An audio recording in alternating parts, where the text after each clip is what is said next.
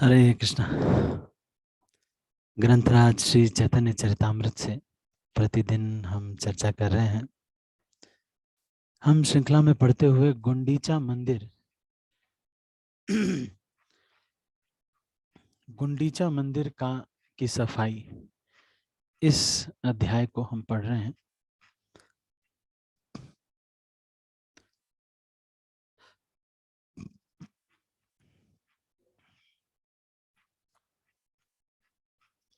कोई मुझे याद दिलाएगा कल कौन सी प्यार तक हो गया था? हाँ, 62वें प्यार से आज हमें चर्चा करनी थी। ठीक है, तो मैं इसको शेयर करता हूँ, आप इसको देखिएगा। ठीक है, ठीक है।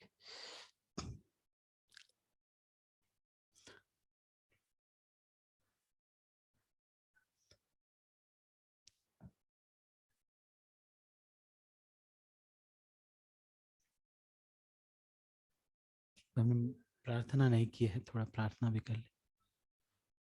ओम अज्ञानतिमिरान्धस्य ज्ञानाञ्जनशलाकया चक्षुरुन्मिलितं येन तस्मै श्रीगुरवे नमः। श्रीचैतन्यमनोभीष्टं स्थापितं येन भूतले स्वयं रूपः कदा मह्यं ददाति स्वपदान्तिकं। वन्देऽहं श्रीगुरो श्रीयुतपदकमलं श्रीगुरुन् वैष्णवांश्च श्रीरूपं साग्रजातं सहगणरघुनाथान्वितं तं सजीवं साद्वैतं सावधूतं परिजनसहितं कृष्णचैतन्यदेवं श्रीराधाकृष्णपादान् सहगणललिता श्रीविशाखान्विताश्च।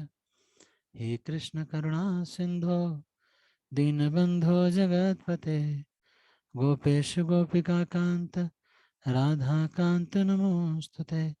तप्तकाञ्चन गौराङ्गी राधे वृन्दावनेश्वरी वृषभानुसुते देवी प्रणमामि हरिप्रिये। वाञ्छाकल्पतरुभ्यश्च कृपा सिन्धुभ्यैव च पतितानां पावनेभ्यो वैष्णवेभ्यो नमो नमः। जय श्री कृष्ण चैतन्य प्रभु नित्यानंद श्री अद्वैत गदाधर शिवासादि गौर भक्तवृंद। हरे कृष्ण कृष्ण कृष्ण हरे हरे, हरे राम राम राम हरे हरे। आज की क्लास थोड़ी सी छोटी होगी क्योंकि अभी मुझे ट्रैवल करना है।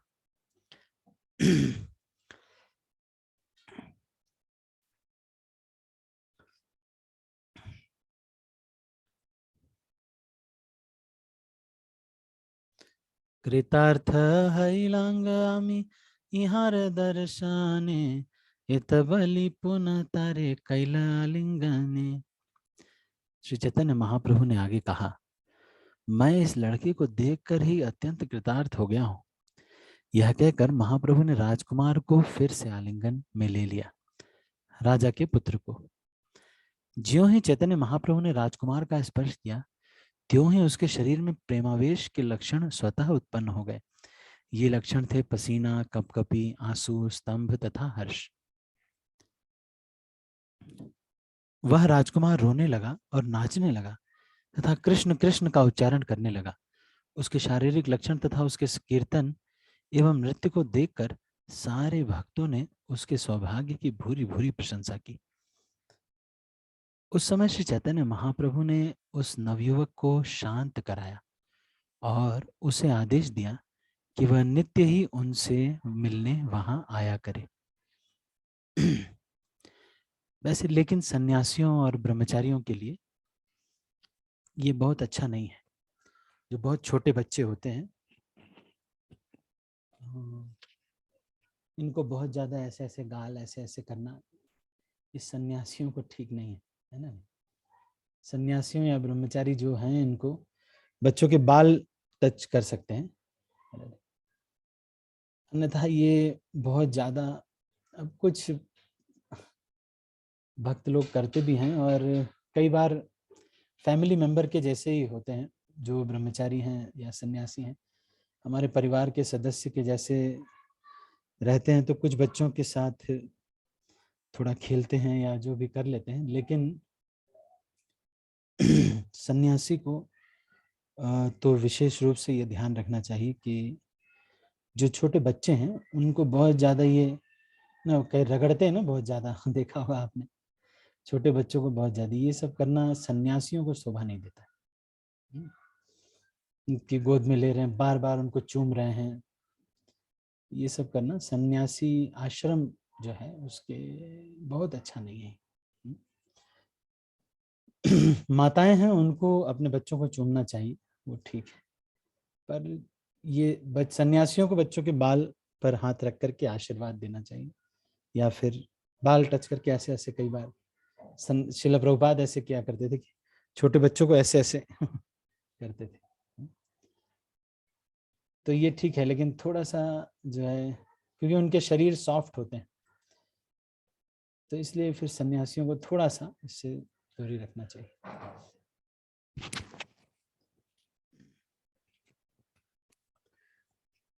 उसे आदेश दिया कि वह नित्य ही उनसे मिलने वहां आया करे। तब रामानंद राय तथा राजकुमार ने श्री चैतन्य महाप्रभु से विदा ली और रामानंद राय राजकुमार को राजमहल वापस ले गए। जब राजा ने अपने पुत्र के कार्यकलापों के बारे में सुना तो वे अत्यंत सुखी हुए। अपने पुत्र का आलिंगन करने से ही राजा प्रेमाविष्ट हो गए, मानो उन्हें साक्षात चैतन्य महाप्रभु का स्पर्श मिला हो। तब से भाग्यशाली राजकुमार महाप्रभु के सर्वाधिक अंतरंग भक्तों में से एक बन गया।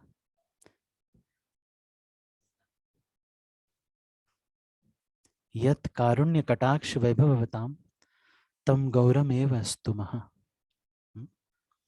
यदि श्री चैतन्य महाप्रभु क्षण भर के लिए भी किसी पर अपनी दृष्टि कर दें तो वह तुरंत ही भगवान का सर्वाधिक विश्वस्त भक्त बन जाता है।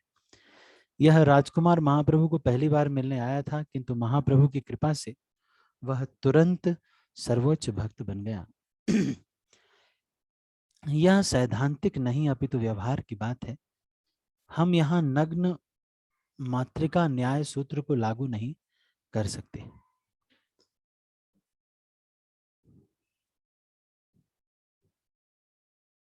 तो ये नग्न मातृका न्याय एक न्याय है, इसके ऊपर कभी हम चर्चा करेंगे।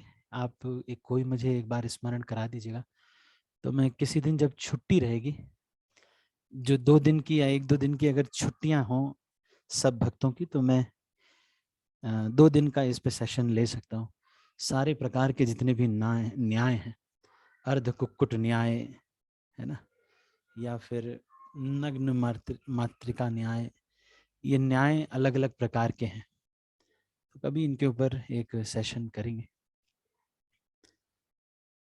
एक बार ये चैतन्य चंद्रोदय नाटक जो है, ये प्रबोधानंद सरस्वती ने जो लिखा है, 1-2 दिन का सेशन इसके ऊपर भी कभी करेंगे, जिससे इसको हम अच्छे से समझ सकें। इसका अर्थ यह है नग्न मातृका न्याय का, कि यदि किसी की माता अपने बचपन में नग्न रहती थी तो कई बच्चों की मां बनने के पर भी उसे उसी तरह रहना चाहिए। यदि किसी को महाप्रभु की कृपा का आशीर्वाद मिलता है तो वह तुरंत सर्वोच्च भक्त बन जाता है। आप में से किसी को नेकेड पेंचो कहानी पता है आपको? नेकेड पेंचो किसको पता है? हैंड रेज करके बताइए। नेकेड पेंचो।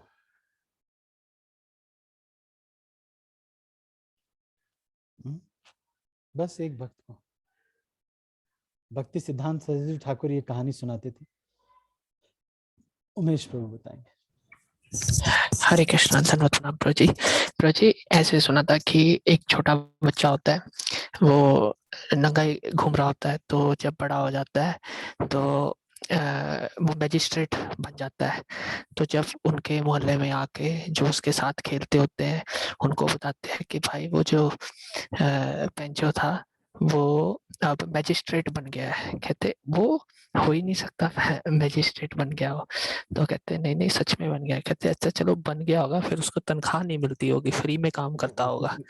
मतलब वो मानने के लिए तैयार नहीं थे प्रभु जी। तो ये कहानी थी। हरे कृष्णा, धन्यवाद प्रभु जी। हाँ, ये नेकेड पेंचो की कहानी है। इसमें वो कहते हैं ये जो नंगा घूम रहा था ये जज बन गया। अच्छा, जज बन गया कि भक्ति में आ गया तो सुधर गया। तो वो लोग ये विश्वास ही नहीं कर पाते। कई बार कई घरों में कोई बच्चा अगर सुधर जाता है तो लोग उसको दोस्त लोग कहते हैं कि बस सुधर रहे हो, हैं सुधर गए क्या, ऐसे उसका मजाक उड़ाते हैं, है ना। अभी कल तक तो तुम बड़े मजे लूट रहे थे हमारे साथ और आज जो है बहुत शुद्ध भक्त बन रहे हो। तो भक्ति सिद्धांत सरस्वती ठाकुर ये कहानी सुनाते हैं कि नेकेड पेंचो, ये पेंचो जो था वो नंगे घूमता रहता था अपने पूरे पूरे गांव में लेकिन बड़े होके जज बन गया तो सब लोगों को विश्वास ही नहीं हो रहा था कि जज बन गया। तो लोग बोलते हैं कि भले जज बन गया होगा लेकिन सैलरी तो उसको नहीं मिलती होगी। अरे वो नंगे घूमता था यहाँ पे, सैलरी कैसे उसको मिल जाएगी। तो भक्ति सिद्धांत ठाकुर ये उदाहरण देते हैं। कहने का मतलब ये है कि एक व्यक्ति जो भक्त है, जब चैतन्य महाप्रभु की कृपा अगर मिल गई, इसका अर्थ यह है कि यदि किसी को महाप्रभु की कृपा का आशीर्वाद मिलता है तो वह तुरंत सर्वोच्च भगवत भक्त बन जाता है। नग्न मातृका न्याय का तर्क कहता है कि यदि कोई व्यक्ति अमुक अमुक तिथि को किसी उच्च पद पर नहीं पहुंच पाता तो वह रात भर में महान भक्त नहीं बन सकता। इस विशिष्ट दृष्टांत से वह साक्ष्य प्राप्त होता है जिससे इस सिद्धांत का विरोध हो जाता है। पिछले दिन वह लड़का सामान्य राजकुमार था किंतु अगले दिन उनकी गिनती भगवान के सर्वोच्च भक्तों में होने लगी। यह सब महाप्रभु के अहित की कृपा से संभव हो सका है। भगवान सर्वशक्तिमान हैं और वे अपनी इच्छा अनुसार कार्य कर सकते हैं।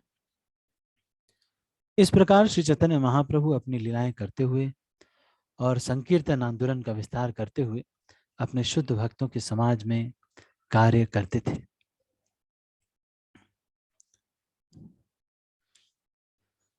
अद्वैताचार्य जैसे कुछ प्रमुख भक्त श्री चैतन्य महाप्रभु को अपने अपने घरों में भोजन करने के लिए निमंत्रित किया करते थे। महाप्रभु ऐसे निमंत्रणों को स्वीकार कर लेते थे और अपने भक्तों समेत वहां जाते थे। इस तरह महाप्रभु ने कुछ दिन बड़े हर्ष उल्लास के साथ बिताए। तब जगन्नाथ रथ यात्रा महोत्सव निकट आ पहुंचा। श्री चैतन्य महाप्रभु ने सर्वप्रथम काशी मिश्र को बुलवा भेजा, तब मंदिर की देखरेख करने वाले को और उसके बाद सार्वभौम को बुलवाया। जब ये तीनों आ गए तो महाप्रभु ने उनसे गुंडीचा मंदिर की धुलाई करने की अनुमति मांगी। तो ये गुंडीचा मंदिर जगन्नाथ मंदिर से 2 मील उत्तर पूर्व दिशा में स्थित है। रथ यात्रा उत्सव के समय भगवान जगन्नाथ अपने मूल मंदिर से गुंडीचा मंदिर को जाते हैं और वहां 1 सप्ताह विश्राम करते हैं। 1 सप्ताह के बाद वे अपने मूल मंदिर में वापस आते हैं। ऐसी जनश्रुति है कि जगन्नाथ मंदिर की स्थापना करने वाले राजा इंद्रद्युम्न की पत्नी का नाम गुंडीचा था।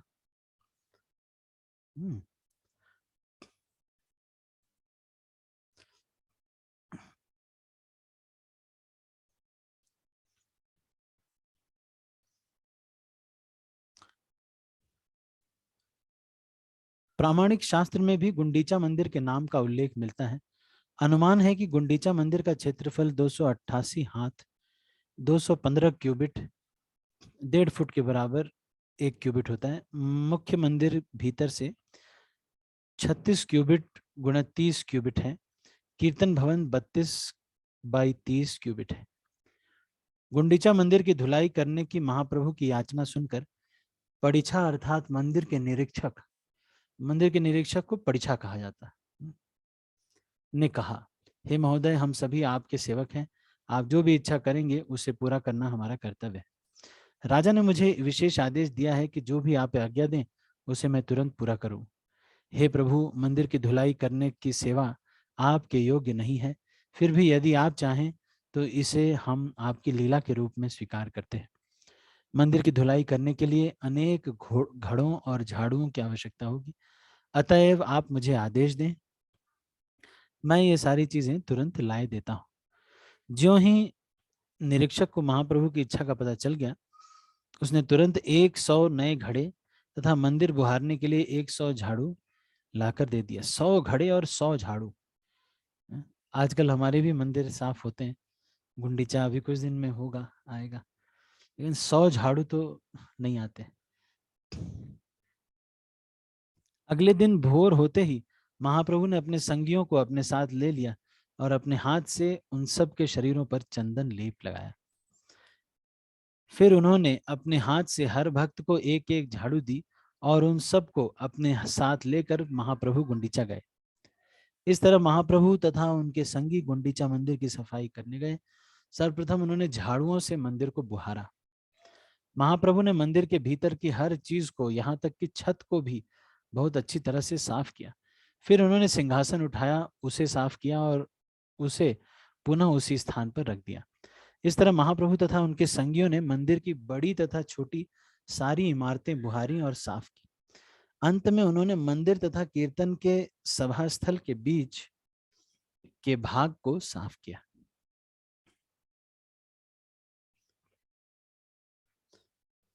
सैकड़ों भक्त मंदिर की चारों ओर सफाई करने में लगे थे और श्री चैतन्य महाप्रभु दूसरों को शिक्षा देने के लिए स्वयं भी कार्य कर रहे थे। श्री चैतन्य महाप्रभु ने अत्यंत उल्लासित होकर सारे समय कृष्ण नाम का उच्चारण करते हुए मंदिर को बुहारा और धोया। इसी तरह सारे भक्त भी कीर्तन करते जाते थे और अपना अपना कार्य कर रहे थे। महाप्रभु का सारा सुंदर शरीर धूल से धूसरित था, इससे वह और भी दिव्य रूप से सुंदर लगने लगा था। मंदिर की सफाई करते हुए कभी कभी महाप्रभु के आंसू आ जाते और कहीं कहीं तो उन्होंने उन्हीं आंसुओं से ही धुलाई की।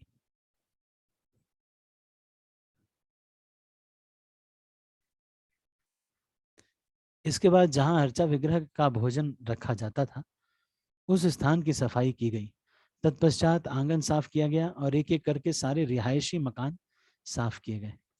चैतन्य महाप्रभु ने तिनको, धूल तथा बालू के कणों को एक स्थान पर एकत्र किया और फिर अपने वस्त्र में बांधकर उन्हें बाहर ले जाकर फेंक दिया।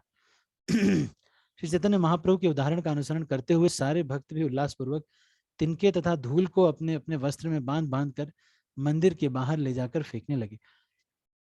तब महाप्रभु ने भक्तों से कहा, मैं केवल यह देखकर कि कितने तिनके और धूल बाहर ले जाकर ढेर लगाया गया है बतला सकता हूं कि आप लोगों ने कितना परिश्रम किया है और कितनी अच्छी तरह से मंदिर की सफाई की है।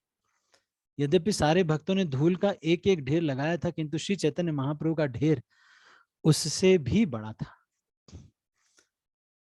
जब मंदिर की भीतरी सफाई पूरी हो गई तो महाप्रभु ने फिर से भक्तों द्वारा साफ किए जाने के लिए अलग अलग खंड निर्धारित किए। तत्पश्चात महाप्रभु ने सबको आदेश दिया कि वे सारी बारीक धूल, तिनके तथा बालू के कणों को बाहर फेंककर अच्छी तरह से मंदिर के भीतरी भाग की सफाई करें।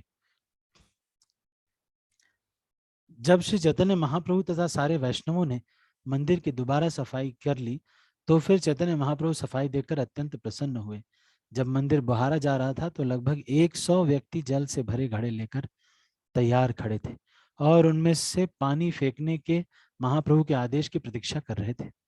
ज्यों ही चैतन्य महाप्रभु ने पानी लाने के लिए कहा, त्यों ही सारे लोग तुरंत जल से भरे उन 100 घड़ों को ले आए और लाकर महाप्रभु के सामने रख दिए। इस तरह चैतन्य महाप्रभु ने सबसे पहले मुख्य मंदिर धोया, तब छत, दीवारें, फर्श, सिंहासन, कमरे के भीतर की अन्य वस्तुओं को भली भांति धोया। चैतन्य महाप्रभु स्वयं तथा उनके सारे भक्त छत पर जल फेंकने लगे। जब यह पानी नीचे की ओर गिरा तो उससे तस्वीरें तथा फर्श धुल गए। तब श्री चैतन्य महाप्रभु अपने हाथों से भगवान जगन्नाथ का सिंहासन धोने लगे और सारे भक्त जल लाकर महाप्रभु को देने लगे। सारे भक्त मंदिर के भीतर धुलाई करने लगे। हर एक के हाथ में एक एक झाड़ू था जिससे उन्होंने भगवान के मंदिर को स्वच्छ किया। उनमें से कोई महाप्रभु के हाथों में पानी लाकर देता और कोई उनके चरण कमलों में पानी गिराता। तो कुछ लोग पानी ले आकर के देते, कुछ लोग उनके चरण ही धोते महाप्रभु के। चैतन्य महाप्रभु ने के चरणों पर गिरने वाले जल को कोई चोरी चोरी पी रहा था, कोई उस जल को मांग रहा था और कोई उस जल का दान कर रहा था। जब कमरा धुल गया तो पानी को एक नाली से बाहर निकाल दिया गया और यहीं पानी बहकर बाहर के प्रांगण में भर गया।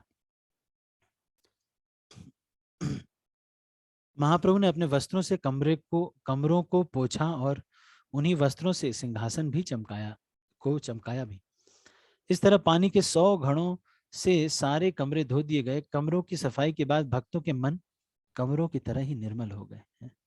शत घट जले हैला मंदिर मार जाना, मंदिर शोधिया कैला जेननी जमाना।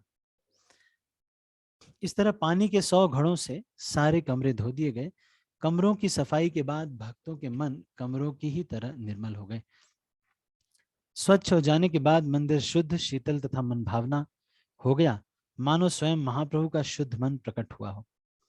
चूंकि सैकड़ों व्यक्ति सरोवर से जल लाने में लगे हुए थे, अतएव किनारे पर खड़े होने के लिए जगह नहीं थी, इसलिए कुछ लोग कुएं से पानी खींचने लगे। सैकड़ों भक्त जल से भरे घड़े लाते और सैकड़ों भक्त खाली घड़ों को फिर से भरने के लिए ले जाते। नित्यानंद प्रभु, अद्वैताचार्य, स्वरूप दामोदर, ब्रह्मानंद भारती, परमानंद पुरी को छोड़कर सारे लोग घरों में पानी भरकर लाने में व्यस्त थे।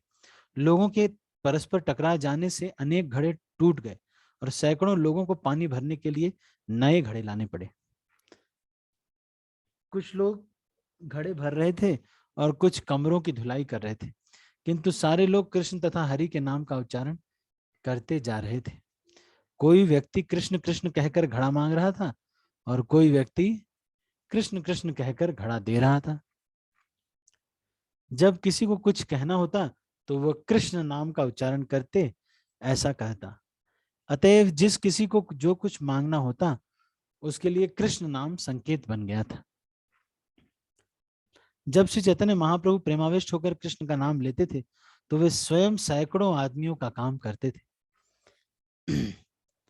ऐसे तो जो व्यक्ति प्रेमाविष्ट हो जाता है वो सैकड़ों आदमियों का काम करता है ना, ऐसा ये कह रहे हैं।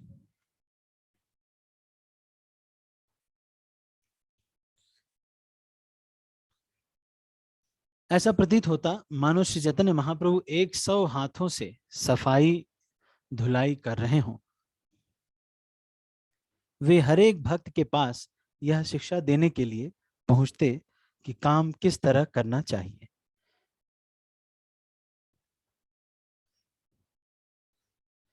जब कोई ठीक से काम करता तो महाप्रभु उसकी प्रशंसा करते, किंतु जब वे देखते कि कोई व्यक्ति संतोषजनक कार्य नहीं कर रहा हो तो वे बिना किसी द्वेष के उस व्यक्ति की प्रताड़ना करते। महाप्रभु कहते, तुमने बहुत अच्छा किया है, तुम दूसरों को भी सिखला दो जिससे वे भी इस तरह से काम करें। चैतन्य महाप्रभु से ऐसा सुनकर हर व्यक्ति लज्जित हो जाता है। इसलिए भक्तों ने बड़े ही मनोयोग से काम करना आरंभ कर दिया। तो जो व्यक्ति थोड़ा सा कामचोर टाइप रहते, अगर कोई कम कम करते तो चैतन्य महाप्रभु उसके पास जाके उसको कहते, अरे बहुत अच्छा किया तुमने, सबको सिखाओ जरा, तो सबको सिखाओ भी है कैसे तुम ये कर रहे हो। उन्होंने जगमोहन क्षेत्र की धुलाई की और उसके बाद जहां प्रसाद रखा जाता था वह स्थान धोया गया, फिर अन्य सभी स्थान भी धोए गए। इस तरह सभा भवन, समूचे प्रांगण, चबूतरों, रसोई घर, अन्य कमरों की धुलाई की गई। इस तरह मंदिर के चारों ओर के सारे स्थान भीतर और बाहर से धो दिए गए। जब पूरी तरह सफाई हो चुकी तो बंगाल से आए हुए एक अत्यंत बुद्धिमान एवं सरल वैष्णव ने आकर महाप्रभु के चरण कमलों पर जल चढ़ाया। तो ये एक दो भक्त ऐसे होते हैं ना जो बहुत लोभी भक्त होते हैं, इनको अलाउ ही करना पड़ता है और कोई चारा नहीं है। जैसे हमारे, मुझे याद है कि हमारे एक भक्त थे, वो नाचते नाचते किसी एक ब्रह्मचारी को गोदी उठा लेंगे, गोद में उठा करके उसको नचाएंगे गोल गोल, और गोल गोल नचाएंगे और बाकी सब उनका चरण धूलि लेंगे। तो इस तरह से कई ऐसे करते हैं।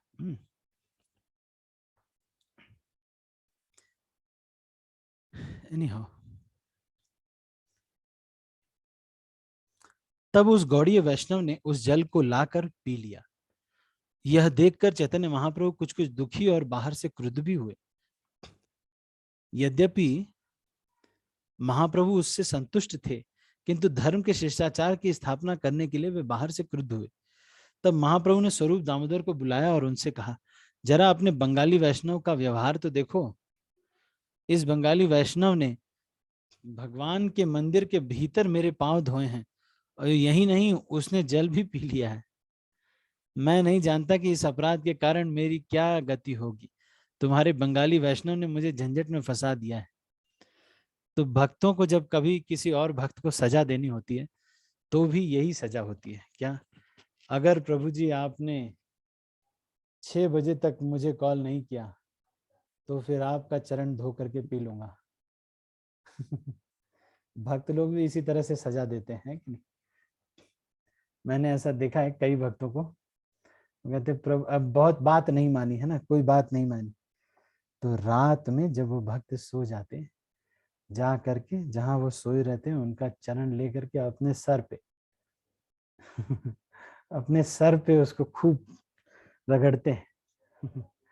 कुछ भक्त ऐसे बेस में, ऐसे जो लोग रहे हैं बेस में वो जानते हैं ये सब कुछ चीजें होती हैं, सजा देने के तरीके हैं ये। जैसे कि बेस में एक होता है ट्रांसीडेंटल पनिशमेंट। ट्रांसीडेंटल पनिशमेंट का मतलब, अगर आप सुबह नहीं उठे तो फिर क्या होगा, तो फिर आपको 108 बार हरे कृष्ण महामंत्र लिखना पड़ेगा, है ना? या ऐसे कुछ कुछ कुछ रूल्स रहते हैं, है ना? मान लो किसी ने आपने उसकी वेसल वॉशिंग की सेवा थी लेकिन नहीं किया, तो उनको दिव्य पनिशमेंट मिलेगी। 54 बार हरे कृष्ण महामंत्र लिख करके देना होगा। इसको बेस में कहते हैं writing the commentary on the holy name.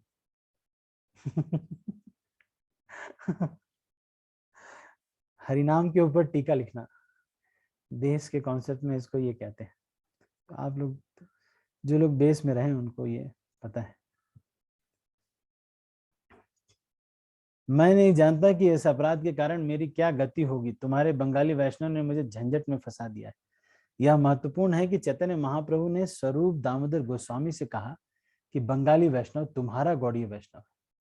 इसका अर्थ यह हुआ कि चैतन्य महाप्रभु संप्रदाय के समस्त गौड़ीय वैष्णव अनुयायी स्वरूप दामोदर गोस्वामी के अधीन है।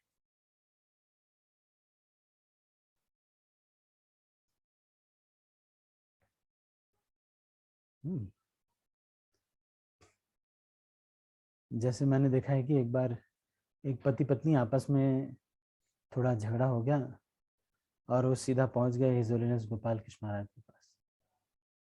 तो महाराज कॉल करते हैं और बोलते हैं कि हरि बोल, ये लोग इस मैटर के लिए मेरे पास आज के बाद नहीं आने चाहिए। महाराज उनके काउंसलर को कॉल करके बोलते हैं, वो कोई ऐसा ही छोटा सा मैटर है, उसको महाराज के पास डिस्कस कर रहे हैं, ना प्रचार का है ना कुछ है, लेकिन महाराज के पास चले गए। ये मुझे ऐसे कहती है महाराज, वो प्रभु जी बोल, माता जी कह रही है प्रभु महाराज, प्रभु जी ये ऐसे बोलते हैं, हमारे ससुराल वालों को ऐसे बोल दिया इन्होंने। वो बोलते हैं हमारे ससुराल वालों को ऐसे बोल दिया। तो फिर महाराज, ये ससुराल के सास बहू के झगड़े को सॉल्व करने में टाइम वेस्ट करना ठीक नहीं ना। लेकिन अब लोग पहुंच जाते हैं महाराज लोग के पास भी। तो महाराज भी देखो, जैसे चैतन्य महाप्रभु स्वरूप दामोदर को बोलते हैं, वैसे ही महाराज ने कॉल किया उनके काउंसलर को और बोलते हैं कि हरि बोल, they should not come to me again for this. ये चीज के लिए कभी आना नहीं चाहिए इनको, है कि नहीं हमारे पास। ये कोई बहुत इंपॉर्टेंट मैटर नहीं है ना, किसी की सास ने कुछ कह दिया, किसी की बहू ने कुछ कह दिया, तो इसके वजह से इतना महाराज लोगों के पास मैटर नहीं जाना चाहिए। तो यहाँ पे चैतन्य महाप्रभु भी इसी तरह से कह रहे हैं, कहा कि बंगाली वैष्णव तुम्हारा गौड़ीय वैष्णव है। इसका अर्थ यह हुआ कि चैतन्य महाप्रभु संप्रदाय के समस्त गौड़ीय वैष्णव अनुयायी स्वरूप दामोदर गोस्वामी के अधीन है। गौड़ीय वैष्णव परंपरा का दृढ़ता से पालन करते हैं। स्वरूप दामोदर गोस्वामी महाप्रभु के निजी सचिव थे। दूसरा भक्त समुदाय 6 गोस्वामियों का था, फिर कविराज गोस्वामी थे। चैतन्य संप्रदाय की परंपरा का पालन करना आवश्यक है। भगवान की सेवा करते समय अनेक प्रकार के अपराध हो सकते हैं, जिनका वर्णन भक्ति रसामृत सिंधु, हरिभक्ति विलास तथा अन्य पुस्तकों में मिलता है। विधानों के अनुसार भगवान के मंदिर में अर्चा विग्रह के समक्ष किसी को किसी का नमस्कार स्वीकार नहीं करना चाहिए। ना ही अर्चा विग्रह के समक्ष भक्त गुरु को नमस्कार करे और उसका चरण छुए, यह अपराध माना जाता है। चैतन्य महाप्रभु स्वयं पूर्ण पुरुषोत्तम भगवान थे, अतएव मंदिर में उनका पाद प्रक्षालन कोई अपराध नहीं था, किंतु वे एक आचार्य की भूमिका निभा रहे थे, अतएव महाप्रभु अपने आप को एक सामान्य व्यक्ति मान रहे थे। वे सामान्य मनुष्यों को शिक्षा भी देना चाहते थे। ध्यान देने की बात यह है कि गुरु की भूमिका निभाने वाले भक्त को भी अर्चा विग्रह के समक्ष न तो नमस्कार स्वीकार करना चाहिए, न ही अपने शिष्य को अपना पांव धोने देना चाहिए। यही शिष्टाचार है।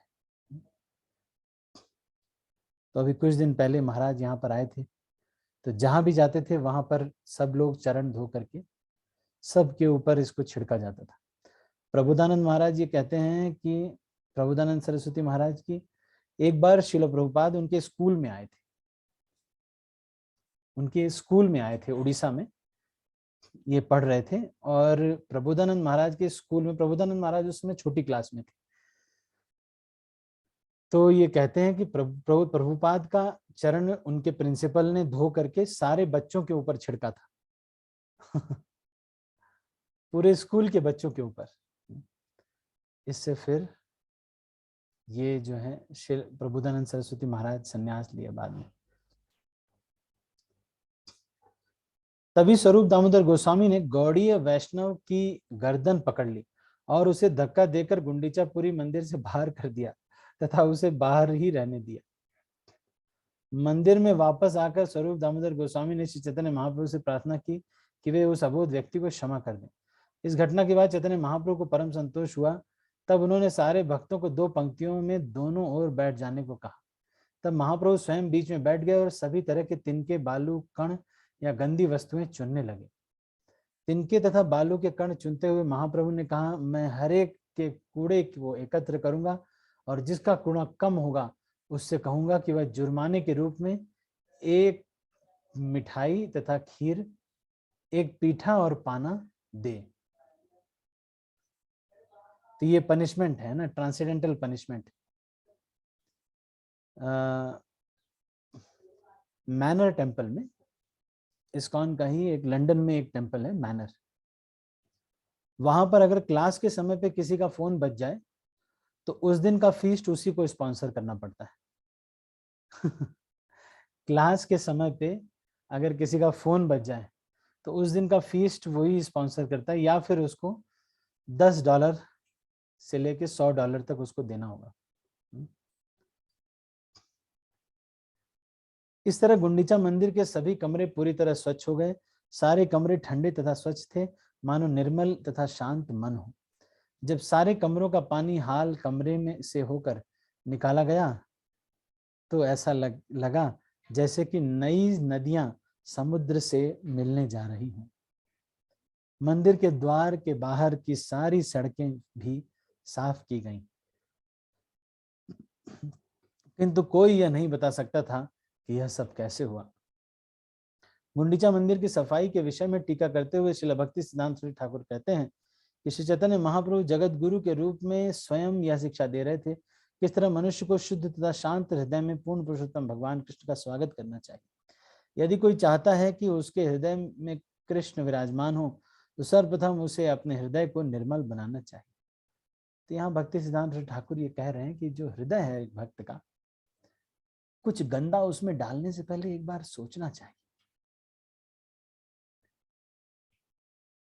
मान लो किसी भक्त के बारे में कुछ बुरा है, लेकिन वो कचरा हृदय में डालने पर भगवान को दिक्कत होगी, भगवान को बदबू आएगी। जैसे ही हम किसी भक्त का दोष देखते हैं और आपके हृदय में कृष्ण आने का प्रयास तो कर रहे हैं, लेकिन फिर बदबू आने लगती है भगवान को। जैसे ही हम वैष्णव अपराध करते हैं या किसी का बुरा सोचते हैं, मान लो पावनी ज्योति माता जी ने सोचा कि ये जो माता जी हैं इनका कुछ बुरा, में कुछ भी सोचा, मान लो बस सोचा नहीं कि भगवान को अंदर बहुत बदबू आने लगती है हृदय में। जैसे ही हम किसी का बुरा सोचते हैं या कुछ भी, चाहे वो अच्छा है चाहे वो बुरा व्यक्ति ही क्यों ना हो, लेकिन प्रॉब्लम ये है कि जब हम उसका बुरा करने का हृदय में सोचते हैं या कुछ भी नेगेटिव, हम सोचने से भगवान को वहां पे बहुत दिक्कत होने लगती है, बदबू आने लगती है। इसलिए हमको ये प्रयास करना चाहिए कि अपने हृदय में कोई कचरा आने का ना रहे। अगर आपको लगता है कि इस सिचुएशन में मैं जाऊंगा, वहां पे बहुत सारा कचरा इकट्ठा होके आएगा, तो मत जाओ वहां पर। न्यूज़पेपर देखते हैं, फिर उसमें कुछ कचरा आ गया, या मूवी में, मोबाइल में कुछ कचरा आ गया, वो गंदगी के साथ भगवान को रहने में दिक्कत होगी। इसीलिए हृदय में गंदगी लाने का प्रयास नहीं करना चाहिए। कोशिश यही करना चाहिए कि कोई गंदगी ना आए हृदय में, क्योंकि वहां रह रहे हैं भगवान। और जब आप ये करोगे तो दिक्कत होगी भगवान को।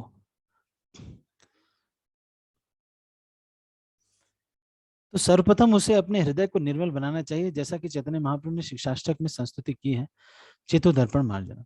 इस युग में प्रत्येक व्यक्ति का हृदय मलिन रहता है, जैसा कि श्रीमद् भागवतम में कहा गया है, हृदयंतस्थो ही अभद्राणी। हृदय के भीतर संचित सारी गंदगी को धो डालने के लिए हर एक को श्री चैतन्य महाप्रभु ने यही उपदेश दिया है कि वह हरे कृष्ण महामंत्र का जप करे। इसका पहला परिणाम यह होगा कि हृदय स्वच्छ हो जाएगा, चित्तदर्पण मार्जनम। इसी तरह भगवान श्रीमद् भागवत 1:2:17 में इस कथन की पुष्टि हुई है। श्रीमताम स्वकथा कृष्ण पुण्य श्रवण कीर्तन हृदयंतस्थो भद्राणी विद्रोहति सुहृत्सताम। परम भगवान श्री कृष्ण प्रत्येक के हृदय में स्थित परमात्मा है और सत्यनिष्ठ भक्तों के हितैषी। भगवान कृष्ण की शिक्षाएं ध्यान पूर्वक सुने तथा कीर्तन किए जाने पर शुभ होती हैं। जो भक्त, तो ये ध्यान पूर्वक करने पर बहुत हीरे मोती मिलते हैं। ध्यान पूर्वक करे तो 5 करोड़, ना ध्यान पूर्वक करे तो 5 पैसा। आप समझ रहे, इतना अंतर है ध्यान पूर्वक और बिना ध्यान। जो भक्त उनके संदेशों का आस्वादन करता है, उस भक्त के हृदय से भगवान भौतिक भोग की इच्छा को दूर कर देते हैं। यदि भक्त चाहता है कि उसका हृदय स्वच्छ बने, तो उसे भगवान श्री कृष्ण की महिमा का श्रवण और कीर्तन करना चाहिए। यह सरल विधि है। कृष्ण स्वयं हृदय को स्वच्छ करने में सहायक होंगे, क्योंकि वे पहले से वहां विराजमान हैं। कृष्ण चाहते हैं कि वे हृदय के भीतर विराजमान रहें और वे निर्देश देना चाहते हैं, किंतु मनुष्य को अपने हृदय को उसी तरह स्वच्छ रखना चाहिए होगा जिस तरह महाप्रभु ने गुंडीचा मंदिर को स्वच्छ रखा। अतएव भक्त को अपना हृदय उसी तरह निर्मल बनाना होगा जिस तरह महाप्रभु ने गुंडीचा मंदिर को निर्मल बनाया था। इस तरह मनुष्य को शांति मिल सकती है और उसकी भक्ति समृद्ध हो सकती है। यदि हृदय में कूड़ा करकट, बालू के कण, खरपतवार, धूल भरी हो, अन्य अभिलाषा पूर्ण हो,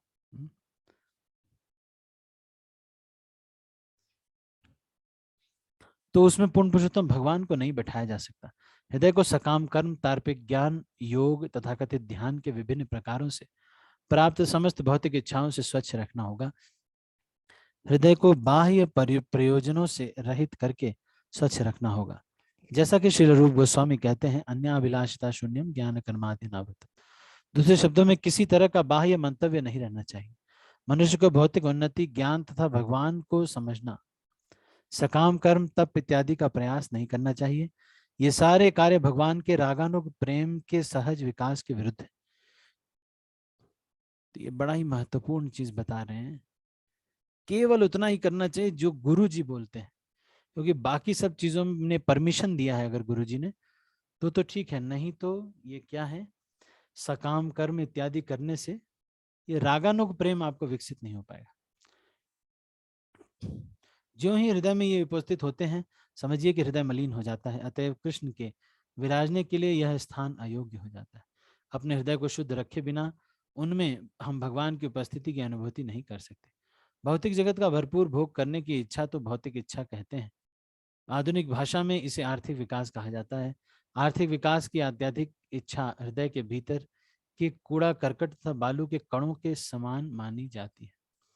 यदि कोई व्यक्ति भौतिक कार्यों में अत्यधिक व्यस्त रहता है, तो उसका हृदय सदा विचलित रहेगा। मतलब मन में विचलित सी भावना जब आती है, भौतिक कार्य करने पर मन में विचलन की भावना आती है। जैसा कि नरोत्तम दास ठाकुर ने कहा है, संसार विषानले दिवानिशी हिया जले, जुड़ाईते ना कोई नो उपाय। दूसरे शब्दों में, भौतिक ऐश्वर्य के लिए प्रयास भक्ति के सिद्धांत के विरुद्ध है। पुण्य कर्म के लिए महान यज्ञ करना, दान, तपस्या, उच्चतर ग्रह मंडलों की प्राप्त करना तथा भौतिक जगत में सुखपूर्वक जीवन यापन करना इत्यादि भौतिक भोग के अंतर्गत आते हैं। आधुनिक भौतिक लाभ भौतिक कल्मश रूपी धूल के समान है। जब सकाम कर्म के चक्रवात से यह धूल उड़ती है तो यह हृदय को आच्छादित कर देती है। इस तरह हृदय रूपी दर्पण धूल से आच्छादित हो जाता है। पुण्य तथा पाप कर्म करने के लिए अनेक इच्छाएं होती हैं, किंतु लोग यह नहीं जानते कि किस तरह से वे अपने हृदय जन्म जन्मांतर तक मलिन बनाए रखते हैं। जो व्यक्ति सकाम कर्म की इच्छा नहीं छोड़ पाता उसे भौतिक कल्मश रूपी धूल से आवृत समझा जाता है। कर्मी प्रायः सोचता है कि सकाम कर्मों के फल को दूसरे कर्म से काटा जा सकता है। यह एक भूल है। यदि वह ऐसी भावना के बहकावे में आता है तो वह अपने ही कर्म द्वारा ठगा जाता है। ऐसे कर्मों की तुलना हाथी के स्नान से की जाती है। हाथी कितनी भी अच्छी तरह से क्यों स्नान करे, किंतु नदी से बाहर निकलते ही वह भूमि से कुछ बालू लेता है और अपने सिर पर डाल लेता है, शरीर पर। यदि कोई अपने विगत कर्मों का फल भोग रहा है तो वह पुण्य कर्म करके उन्हें काट नहीं सकता। भौतिक योजनाओं द्वारा मानव समाज के कष्टों को दूर नहीं किया जा सकता। श्रील प्रभुपाद कितना बड़ा स्टेटमेंट बोल रहे हैं। आजकल नया नया योजना चली हुई है ना, प्रधानमंत्री की ये योजना उज्ज्वला योजना, सबके घर में गैस पहुंचाया जाएगा। सिलेंडर पहुंचाए तो जाएगा, लेकिन खरीद पाए तब ना। अब सिलेंडर हो गया 1200 रुपए। उज्ज्वला योजना का ये फल मिला कि जो सिलेंडर पहले 400 रुपए का मिलता था अब 1200 का मिलने लगा। भौतिक योजनाओं द्वारा मानव समाज के कष्टों को दूर नहीं किया जा सकता। केवल कृष्ण भावनामृत द्वारा ही इन कष्टों को दूर किया जा सकता है। जब कोई कृष्ण भावनामृत ग्रहण करता है तो और भक्ति में लग जाए, भगवान का कीर्तन करता है, उनकी महिमा का श्रवण करता है, तभी उसका हृदय स्वच्छ होना शुरू हो जाता है। जब हृदय वास्तव में स्वच्छ हो जाता है तब मनुष्य बिना किसी रुकावट के भगवान को स्पष्ट रूप से वहां विराजमान देख सकता है। श्रीमद् भागवत में भगवान इसकी पुष्टि करते हैं। वे शुद्ध भक्त के हृदय में विराजमान रहते हैं। साधवो हृदयम मह्यम साधु नाम हृदयम तो हम। निर्विशेष चिंतन, अद्वैतवाद, भगवान के अस्तित्व में विलीन होना, तार्किक ज्ञान, योग तथा ध्यान की तुलना बालू के कणों से की गई है। इन सब से हृदय केवल शुद्ध होता है। ऐसे कार्यों से न तो पूर्ण पुरुषोत्तम भगवान को प्रसन्न किया जा सकता है, न ही हम अपने हृदय में भगवान को शांति पूर्वक बैठने का अवसर दे सकते हैं, बल्कि इन सब से भगवान केवल विचलित होते हैं। कभी कभी योगी तथा ज्ञानी अपने अभ्यास की शुरुआत में प्रारंभिक साधना के रूप में हरे कृष्ण महामंत्र का कीर्तन करते हैं, किंतु जब वे गलत तरीके से सोचते हैं कि वे भव बंधन से मुक्त हो चुके हैं तो वे कीर्तन करना छोड़ देते हैं। वे मानते हैं ही नहीं कि भगवान का स्वरूप या भगवान नाम ही चरम लक्ष्य है। पूर्ण पुरुषोत्तम भगवान ऐसे अभागों पर कभी कृपा नहीं करते, क्योंकि वे यह नहीं जानते कि भक्ति है क्या। ऐसे लोगों का वर्णन भगवद गीता 16:19 में भगवान कृष्ण ने इस प्रकार किया है। तान अहम दुषितः क्रूरान संसारेषु नराधमान् क्षिपाम्यजस्रम शुभान आसुरीं शेव योनिषु। जो ईर्ष्यालु तथा शैतान है, जो मनुष्यों में सबसे अधम है, उन्हें मैं इस भवसागर में निरंतर उनके अनेक आसुरी योनियों में डालता रहता हूँ। महाप्रभु ने अपने व्यवहारिक उदाहरण द्वारा हमें दिखलाया है कि बालू के सारे कणों को चुनकर बाहर ले जाकर फेंक देना चाहिए। श्री महाप्रभु ने मंदिर के बाहर की भी सफाई की, क्योंकि उन्हें भय था कि बालू के ये कण कहीं भीतर न आ जाएं। श्रील भक्ति सिद्धांत सूर्य ठाकुर ये बतलाते हैं कि भले ही मनुष्य सकाम कर्म की इच्छा से मुक्त हो जाए, किंतु कभी कभी उसके हृदय के भीतर सकाम कर्म के प्रति सूक्ष्म इच्छा उत्पन्न हो जाती है। प्रायः मनुष्य सोचता है कि भक्ति कार्य में प्रगति लाने के लिए वह व्यापार शुरू कर दे, किंतु कल्मश इतना प्रबल होता है कि बाद में वह भ्रम में परिवर्तित हो सकता है। तो शुरू में तो लोग सोचते हैं कि प्रचार करना है, प्रचार के लिए पैसा चाहिए और इसके लिए हम अपने बिजनेस को थोड़ा बढ़ाते हैं, लेकिन बाद में वो बिजनेसमैन ही बन जाता है, वो भक्त नहीं। शुरू में तो वो उसको लगता है जिसे कुटिनाटी, प्रतिष्ठाशा, जीव हिंसा, निषिद्धाचार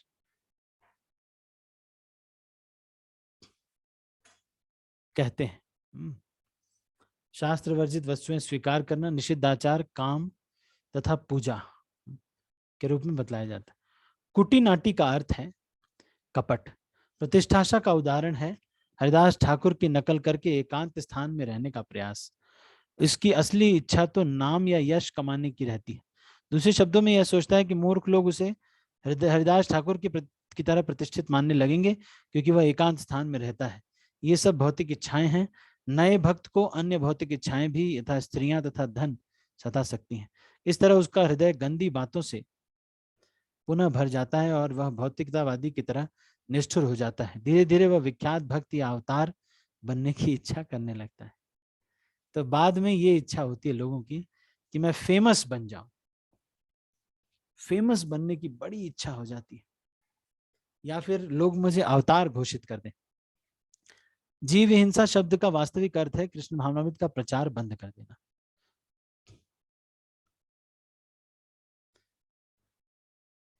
प्रचार कार्य को परोपकार कहा गया है। जो लोग भक्ति के लाभों से परिचित नहीं हैं, उन्हें प्रचार द्वारा इसकी शिक्षा देनी चाहिए।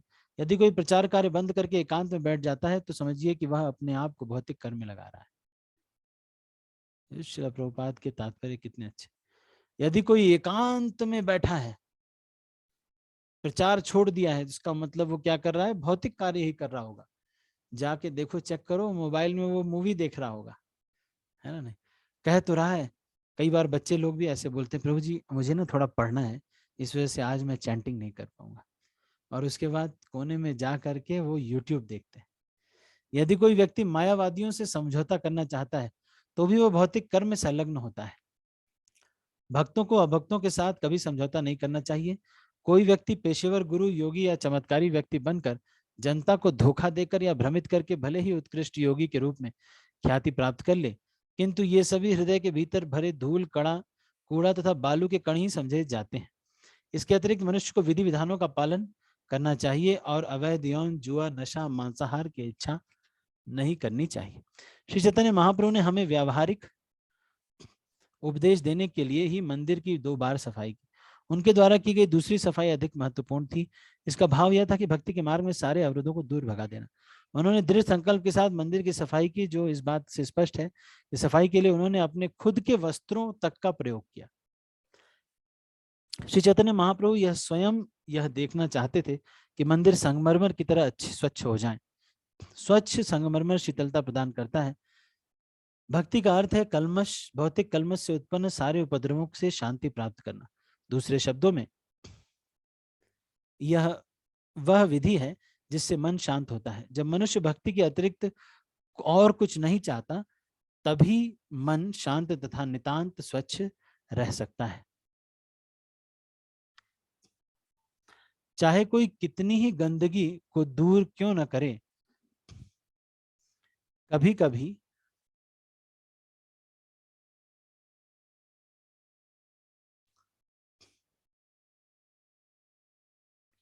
चाहे कोई कितनी ही गंदगी को दूर क्यों न करे, कभी कभी निर्विशेषवाद, अद्वैतवाद,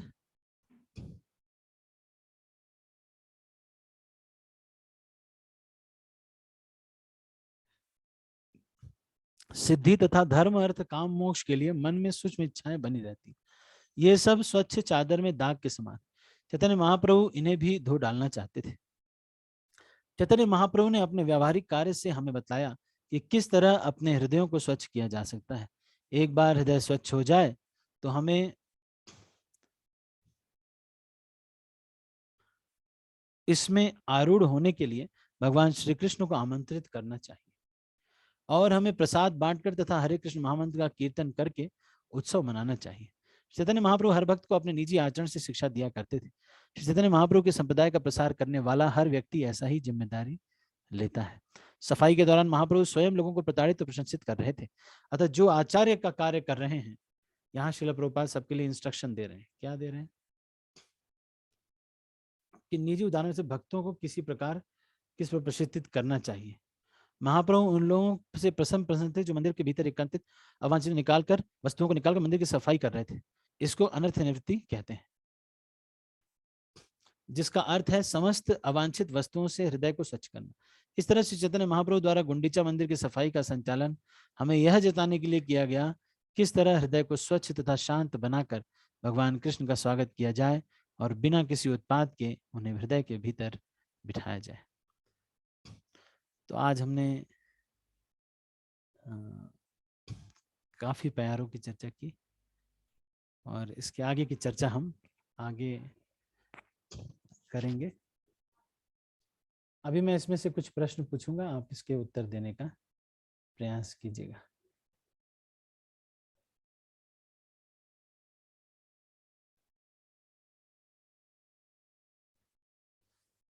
हाँ, गुरु को प्रणाम कर देते हैं हाँ, भगवान के सामने। हाँ, प्रभुपाद को प्रणाम कर देते हैं, पर वास्तव में जो बाकी जो हैं, जो शिक्षा गुरु इत्यादि हैं, हमारे जो काउंसलर हैं, इन लोगों को विग्रह के सामने प्रणाम नहीं करना चाहिए।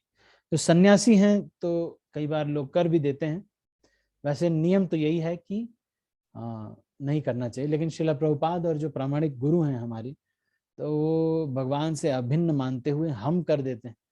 उनको अपने को अभिन्न नहीं समझना चाहिए, लेकिन हम कर देते हैं कई बार, तो ये इसमें कोई इतनी समस्या नहीं। श्री भगवान का ऐश्वर्य, श्री भगवान वाचा भूयः।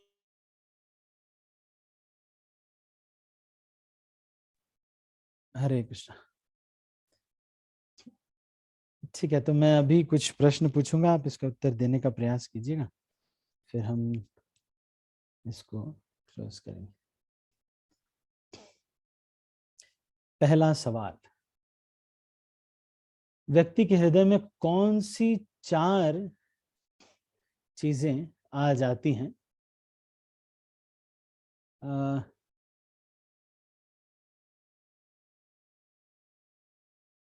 इसमें तो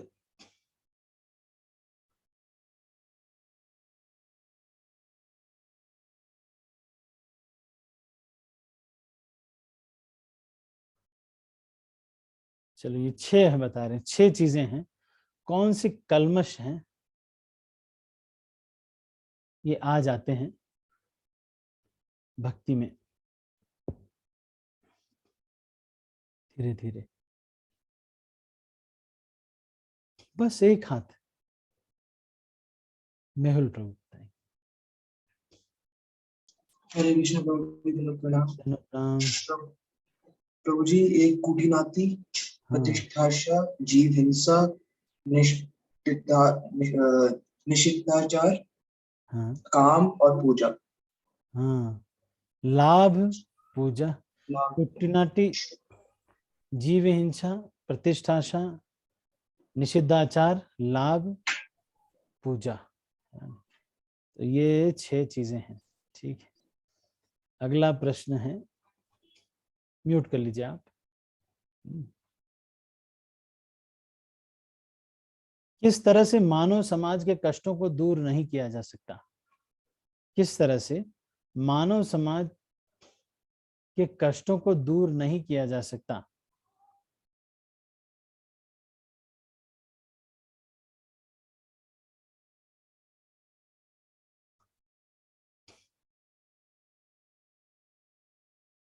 राधिका माता जी। हरे कृष्ण प्रभु जी, धन्यवाद राम। प्रभु जी भौतिक चीजें देखकर जैसे सरकार है कोई चीजों का प्रलोभन देती है कि ये बिजली पानी आपको फ्री हो जाएगा, हाँ, ये ऐसे हम चीजों का हाँ, करके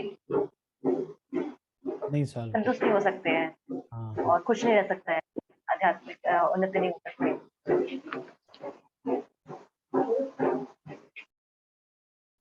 ठीक है, ठीक,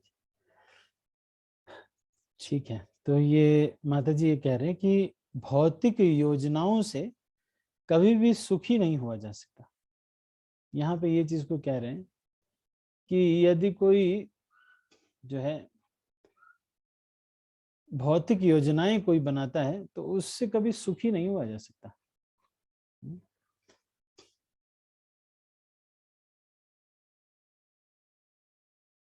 ठीक है ना? अच्छा, यदि कोई प्रचार कार्य बंद करके एकांत स्थान में बैठ जाता है तो समझिए वो क्या कर रहा है, वो क्या कर रहा होगा। प्रचार वगैरह बंद कर दिया उसने, अब वो बस बस एकांत स्थान में, एक मिनट,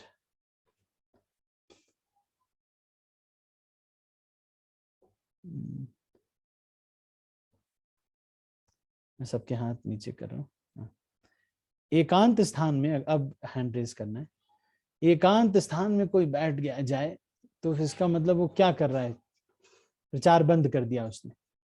अनीता माता जी, अनीता माता जी।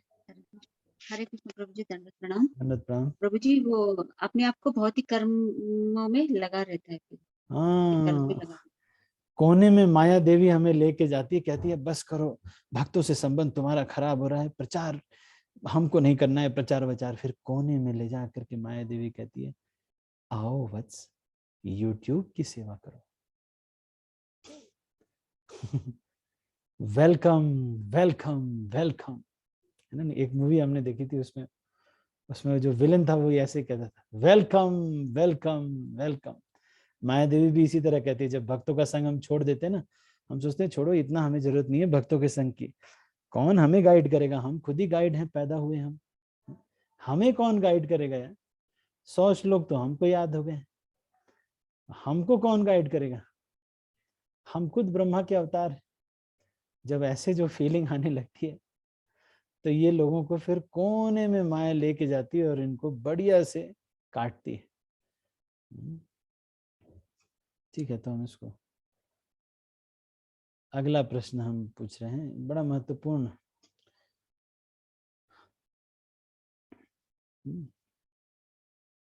अगला प्रश्न क्या है?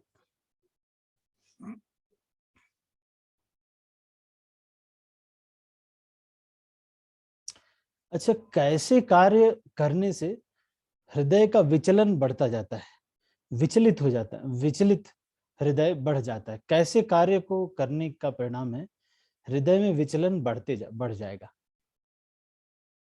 कैसे कार्यों को करने से हृदय विचलित होता है?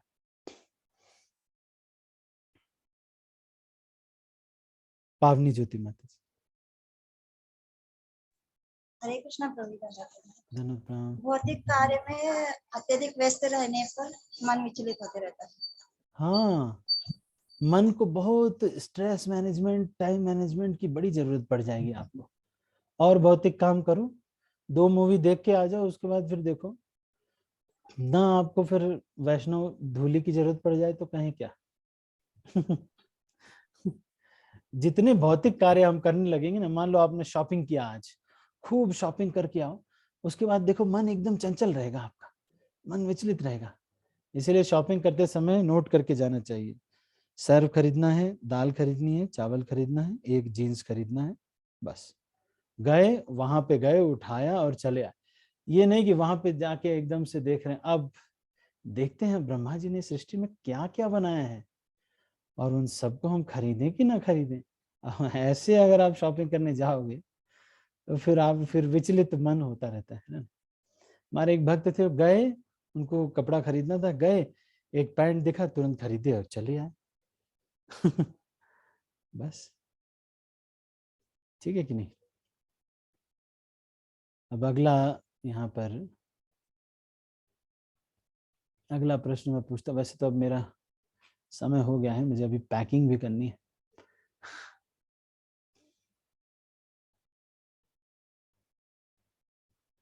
अच्छा, ध्यान पूर्वक करने और बिना ध्यान पूर्वक करने में कितने करोड़ का अंतर है?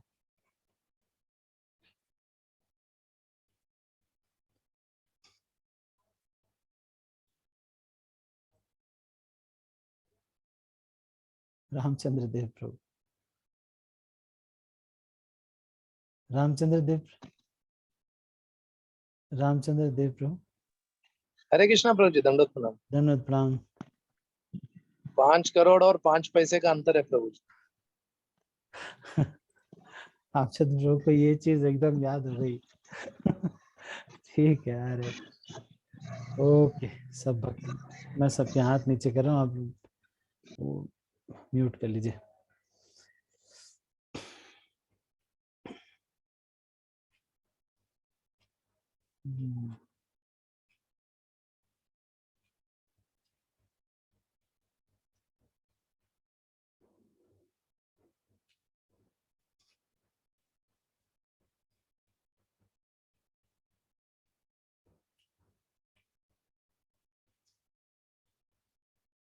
तरह से ये गुंडीचा मार्जन की जो लीला है ये हमने पढ़ी आज, और इसमें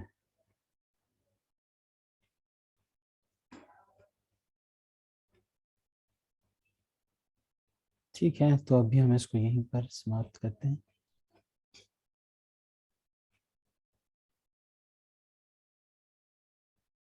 अच्छा, ये जो एक मंदिर है जहाँ की सफाई की गई, ये राजा इंद्रदुम्न की कौन थी?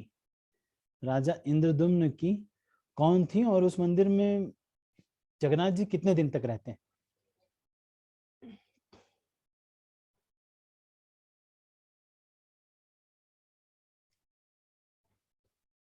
जब चारू चारू गोपी माता राजा हरे कृष्ण प्रभु जी दंडवत प्रणाम। जी। राजा इंद्रद्युम्न की पत्नी थी प्रभु जी, गुंडीचा। हाँ, गुंडीचा। और मंदिर में भगवान कितने दिन तक रहते हैं? नहीं पता प्रभु जी। एक हफ्ते। चलो ठीक है, तो अभी हम इसको यहीं पर क्लोज करते हैं। नेकेड पैंचो जो स्टोरी है उसको शास्त्रों में किस न्याय के नाम से जाना जाता है? एक मिनट में सबके हाथ नीचे कर रहा हूं, ये अंतिम प्रश्न है। नेकेड पैंचो जो स्टोरी है उसको शास्त्रों में किस न्याय के नाम से जाना जाता है? बस 2 भक्त, बाकी भक्तों को नहीं पता है।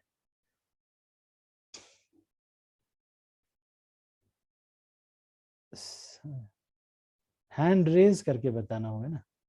मेहुल प्रभु बताएंगे। हरे कृष्ण प्रभु जी नमस्कार। हरे कृष्ण। प्रभु जी नग्न मातृका न्याय के नाम से जाना जाता है। हाँ, नग्न मातृका न्याय के नाम से जाना जाता है। इसका मतलब ये है कि अगर कोई बच्ची थी जब वो तो बहुत छोटी थी तो वो कभी नग्न भी रहती थी, लेकिन इसका मतलब ये थोड़ी है कि वो जब बड़ी हो जाएगी तब भी नग्न घूमेगी। उसी तरह से कोई वैष्णव अगर है, वो हो सकता है उससे बहुत पाप गलती हुई हो, लेकिन एक दिन जब चैतन्य महाप्रभु की कृपा मिल गई तो वो फिर वो शुद्ध वैष्णव बन गया, है कि नहीं? तब उसको ये नहीं सोचना चाहिए अरे ये तो नेकेड पंचो थे। बार बार उसके जो पुराने उसको याद नहीं। कई लोग ऐसे होते हैं वो बताते हैं कोई बहुत वैष्णव बड़ा वैष्णव बन गया ना, बड़ा वैष्णव बन गया तो बताते हैं अरे ये हमारी क्लास में आते थे, अरे बड़े, अरे भाई वो वैष्णव है, वैष्णव अच्छा वैष्णव है तो क्या करें? तो बार बार उसको बताएंगे कि अरे पहले इनकी गर्लफ्रेंड भी थी, बार बार बताएंगे सबसे, है ना? नहीं, उसको नीचा दिखाने के लिए, अरे पहले थी अब नहीं है, अब वैष्णव है, अब तो पत्नी के साथ रहते हैं, अच्छे से रह रहे हैं, पहले हो गया, गलती थी पहले कर दिया था, लेकिन अब तो चैतन्य महाप्रभु के कृपा मिल गई, है कि नहीं? तो उसको बार बार उनको सामने किसी के बताना नहीं चाहिए। बार बार ये नहीं कहना चाहिए अरे ऐसे ही घूमते रहते थे, आजकल बहुत बड़े बन गए, लेकिन मेरी क्लास में आते थे ये लोग, भले ये लोग बन गए हैं लेकिन ये, अरे भाई वो वैष्णव है, बन गया तो क्या हो गया, है कि नहीं?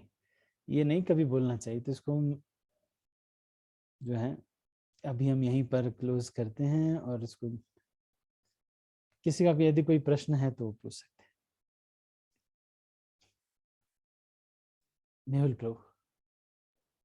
हरे कृष्ण प्रभु जी धन्यवाद। प्रभु जी अगर समय है तो मैं पूछूं, थोड़ा क्लास से रिलेटेड नहीं है प्रभु जी आज की। बताओ बताओ, देखेंगे पाठ में क्यों- देखेंगे। जी प्रभु जी, ये कभी मतलब जो आपने नर्क स्मृति की बात की थी ना, उससे मेरा बड़ा प्रश्न था प्रभु जी कि कभी क्या होता है, ऐसा कभी कभी मेरे साथ होता है कि जैसे कोई क्लास अटेंड कर रहे हैं और कभी ऐसा लगता है कि कभी कोई भक्त के लिए ऐसा आता है कि ये शो करना चाह रहे हैं, मतलब ऐसा होता है कभी कभी कि किस प्रकार से मेरा, पर मैं उसको उसी वक्त ठीक करने का प्रयत्न करता हूँ, याद करता हूँ कि ये ऐसा नहीं है, इसको ठीक करने का प्रयत्न करता हूँ, पर दिमाग में एक बार को ऐसा ख्याल आता है कि ये ना मतलब आप समझ रहे हो मतलब किस तरह से ये शो मतलब होता है ना कि दिखाना, जैसे हम कहते हैं कि तो राधा आज्ञा बीच है नीचे कि ना। जब जब हमको दूसरे का दोष ध्यान आए तो तुरंत ये याद करना चाहिए, अपने जो बड़े बड़े कांड हमने किए हैं उसको याद करना चाहिए, और तुरंत याद करना चाहिए अरे हमसे तो ठीक ही है ये, या जो भी हो हमसे तो ठीक ही है, हमको तो चावल भी नहीं मिलना चाहिए प्रसाद का, हमसे तो ठीक ही है ये, है कि नहीं। ये एक तो दोष देखने पर ये सोचना चाहिए, दूसरा ये भी सोचना चाहिए इस्कॉन संस्था है, सब लोग सुधर जाते हैं। अभी शुरू शुरू में वो शो ऑफ के लिए कर रहे हैं, फिर कुछ दिन बाद कभी लोगों को इम्प्रेस करने के लिए कर रहे हैं, कुछ दिन बाद उनको यही समझ में आ जाएगा कि हाँ यार, बाद में पढ़ेंगे ना चैतन्य चरितामृत बार बार, तो कुछ दिन बाद शो ऑफ हुआ, फिर समझ में आ जाएगा कि शो ऑफ से ज्यादा आनंद तो उसको जुगाली करने में था। तो शो ऑफ में तो कुछ उतना आनंद नहीं है, बार बार ये सोचने में है कि मुरारी गुप्त, मैं तो 3-4 दिन तक यही सोचता रहता हूँ कि मुरारी गुप्त तिनका दबा करके क्यों गए चैतन्य महाप्रभु के पास। बस यही सोच, 3 दिन तो इसी में बीत जाएगा आपका 3-4 दिन तो इसी साथ में साथ बीत जाएगा, है कि नहीं। चौधरी साथ साथ थोड़ा ये विचार भी आता है, जैसे कभी ऐसा होता है ना, तो साथ साथ ये विचार भी आता है कि नहीं उनमें दोष नहीं है, ये दोष शायद मेरी अपूर्ण इंद्रियां हैं जो मैं उनमें ऐसे दोष देख रहा हूँ। मतलब ये विचार जैसे ही मैं ये देखता हूँ, साथ साथ ये वाला विचार भी आता है कि हो सकता है कि वो उत्कंठित होकर लेक्चर सुन रहे हो, उत्साहित होकर, इसलिए वो ऐसा कर रहे हो। हाँ, पर ये हमको मैं पता भी जैसे नहीं है भाई, हो सकता है वो शो ऑफ के लिए नहीं कर रहे हो, हमको क्या पता, हो सकता है उनका जेन्युइन कंसर्न हो, है कि नहीं। हम्म, किसी को हो सकता है आवश्यकता हो, अभी क्या बोले, आजकल गूगल में वो आ जाता है ना कि ये इतने लाख रुपए मिलेंगे, आप बस एक प्रश्न का उत्तर दे दीजिए कि द्रौपदी की साड़ी कितनी बड़ी थी, और वो प्रभु जी से पूछ रहे, प्रभु जी बता दो हमारा 1 लाख रुपए रुका हो क्या भरोसा, उनका क्या जरूरत है, किसी को कुछ मालूम नहीं, ठीक है ना। जी प्रभु जी, सॉरी प्रभु जी, मतलब मुझे ये बड़ा क्लियर करना था, हाँ, कभी मतलब आपसे ये डायरेक्ट हमेशा पूछना ये था। याद रखना चाहिए, हमारी जो दोष दर्शन की प्रवृत्ति है ये उनके दोष से भी ज्यादा हानिकारक है। दोष दर्शन की प्रवृत्ति दोष से भी ज्यादा हानिकारक है, हमेशा ये याद रखना चाहिए। इसीलिए तो हम यहाँ पर आ गए ना, भगवान में दोष देख लिया, यही तो प्रॉब्लम। राधिका माता जी, हरे कृष्ण प्रभु जी, धन्यवाद प्रणाम। धन्यवाद प्रणाम। प्रभु जी जैसे कहते हैं चैतन्य महाप्रभु को अगर कोई 1 लाख अगर नाम लेते हैं तो चैतन्य महाप्रभु आते हैं उनके घर, लखपति के होना चाहिए वैसे, तो हाँ ये ऐसे होता है, हाँ, और क्या, ऐसे हुआ है हाँ, महाप्रभु या लखपति चौसर के हाथ का ही खाते हैं अब क्या करें, जो है सो है महाप्रभु यही करते हैं, लखपति के हाथ का ही खाते हैं।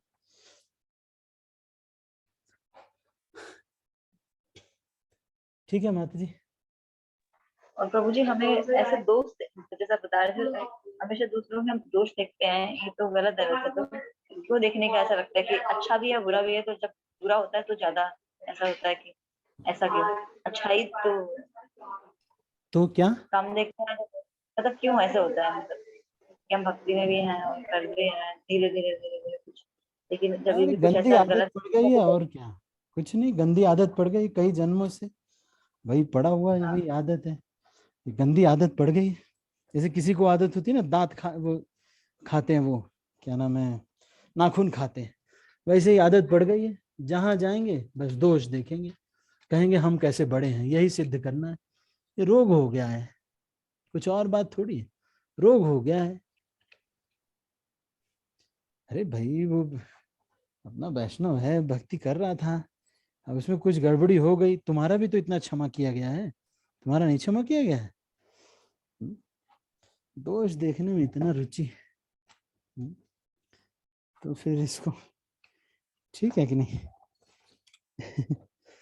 ठीक है ना माता जी, मैं इसको आपको अनम्यूट करता हूँ, ठीक है ना माता जी। जी बिल्कुल सही है, लेकिन जैसे आपने बता भी रहे हैं कि भगवान स्वच्छ हृदय में विराजमान रहते हैं, तो उसको स्वच्छ निरंतर जैसे सुनकर ये खत्म हाँ, हो जाना चाहिए ना दोष। कुछ दिन में ये जो दोष दर्शन की प्रवृत्ति है करंट के जैसे चुभने लगेगी, करंट के जैसे, जैसे ही आपके मन में ये इच्छा आएगी ना उनके दोष जैसे ही देखेगी, उसके बाद 3 घंटे तक तो करंट लगेगा कि मैंने उस वैष्णव के इतना क्यों देखा दोष, कुछ मिलता भी नहीं है, दोष भी देख लिया, छी क्यों देखा। तो फिर वो 3-4 दिन ऐसे धीरे धीरे हम सुधर जाएंगे, आप समझ रहे हैं बात, है ना? नहीं, जी। चलो और कुछ? Thank you. Thank you. Ramchandra Dev प्रभु। हरे कृष्णा प्रभु जी, दंडवत प्रणाम। धन्यवाद, प्रणाम। प्रभु जी, गुरु महाराज का व्यास पूजा के लिए, व्यास पूजा दिल्ली में ही है ना प्रभु जी इस बार?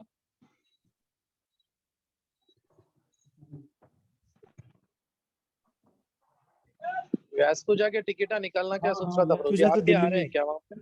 हाँ, मैं आऊंगा तो आप, व्यास पूजा। तो हाँ हम लोग यहाँ से निकाल लेना प्रभु जी फिर टिकट्स।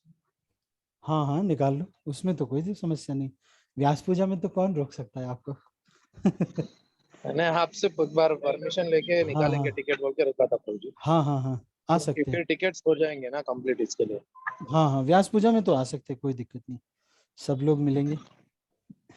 हाँ वही प्रभु जी। चलो ओके प्रभु जी, धन्यवाद। हरे कृष्ण। ठीक है। आशा आर्या माता जी। हरे कृष्ण प्रभु जी, दंडवत प्रणाम। धन्यवाद, प्रणाम। प्रभु जी, this question everything might be knowing the answer but I don't know the answer of this question. ये गुंडीचा मंदिर है ना, इंद्रियदमन की पत्नी के नाम पर ही क्यों, और 7 days किस लिए जगन्नाथ जी जाते हैं?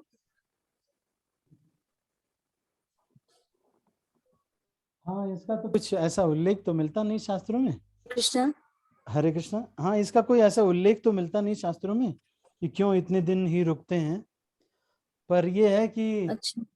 कुछ दिन रुकते हैं, मतलब फिर लक्ष्मी जी सोचती हैं कि बताओ, एक दिन के लिए गए थे, इतने दिन तक आ गए, फिर लक्ष्मी जी आती हैं इनको फिर बुलाने के लिए, फिर भगवान जाते हैं वहां पे, लक्ष्मी जी नाराज हो जाती हैं, फिर जगन्नाथ जी रसगुल्ला खिलाते हैं उनको, लक्ष्मी जी को, तब जा करके वो मानती हैं लक्ष्मी जी।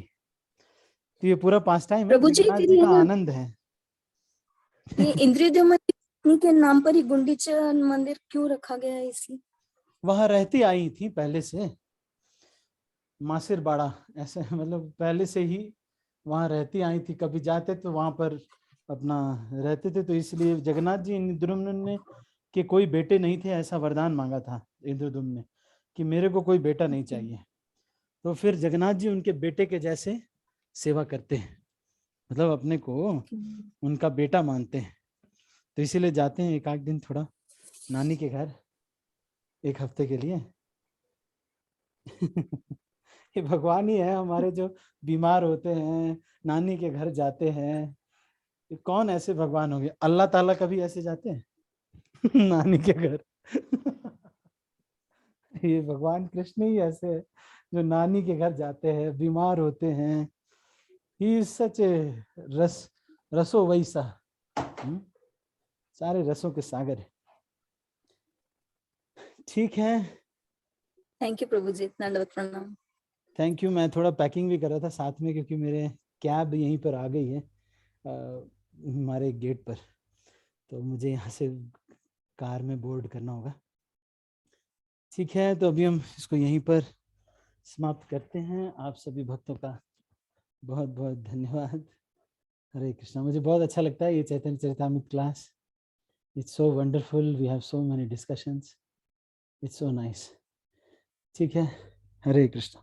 श्रील प्रभुपाद की जय। मैं सब भक्तों को अनम्यूट कर रहा हूँ और फिर इस मीटिंग को क्लोज कर रहा हूँ। हरे कृष्णा प्रभु जी, दंडवत प्रणाम। हरे कृष्णा राम प्रभु प्रभु जी, दंडवत प्रभु जी, प्रणाम। दंडवत प्रणाम। हरे कृष्ण प्रभु जी, दंडवत प्रणाम। हरे कृष्ण प्रभु जी दंडवत प्रणाम।